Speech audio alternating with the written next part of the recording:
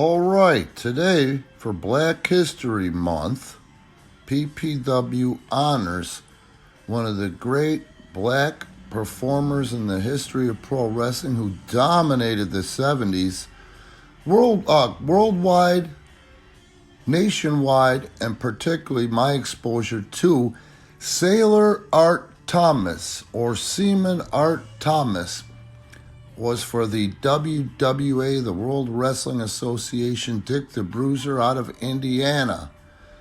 And today you guys see Raw, you see AEW's programming, and, we see how people are over, quote, unquote, over. But you guys, I wish that you guys could see and feel the way guys like Sailor Art Thomas were actually over. The money that they drew. The fact that the promoters then booked them because they were black and we had to draw the blacks. But at the end of the day, everybody in that crowd, black, white, brown, or pink, was behind Sailor Art Thomas. He not only crossed a lot of boundaries when it came to what I was just talking about as far as race goes, but the body on this guy was amazing. Now, the way I read it was Sailor Art Thomas came from really humble beginnings. I believe that his family was a large family. He had a lot of brothers and sisters. And when he was a young man, his mother died. In the 40s, that was very, very common for once the mother dies, for the father to put up some, if not all, the kids for adoption or put them into the system. And he came up through the system. That being said, as a youngster, he became a merchant marine, and I don't know, it doesn't really say much about how he developed that amazing body. You should see the pecs on this guy in his prime, and then he found his way to professional wrestling. Now, something I did that I learned after all my time in the industry was that in certain parts of the country and some of the territories, they actually had what was called a Negro champion, just like baseball had its Negro League.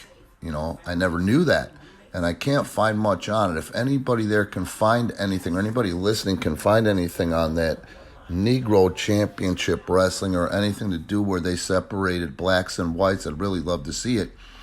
But I didn't know this, and it doesn't get put out there very often.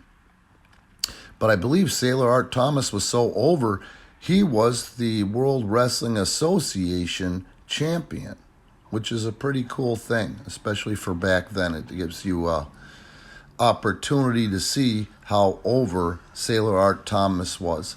Now, I've heard a lot of things about Sailor Art Thomas, who set up roots not in Madison, Wisconsin, in his adult life, but in one of the smaller towns in the Madison area, Metro Madison, Wisconsin. And the way I heard it before he passed in the 90s was something about him being so laden with dementia or Alzheimer's that he was hard to speak to.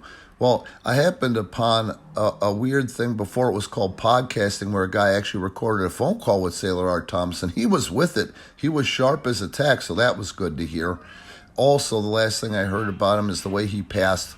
He got cancer, or was diagnosed with cancer. I don't know what kind of cancer, but he was dead within the month of the diagnosis. So it was a battle, but it could have been worse. Anyway, all I can tell you is when I was a kid and I saw Sailor Art Thomas, he looked like a live comic book to me. He looked like a black, incredible Hulk. I was always impressed with him when I watched Bob Luce Wrestling or Bruisers Wrestling. And again, another forefather, in professional wrestling that should be honored.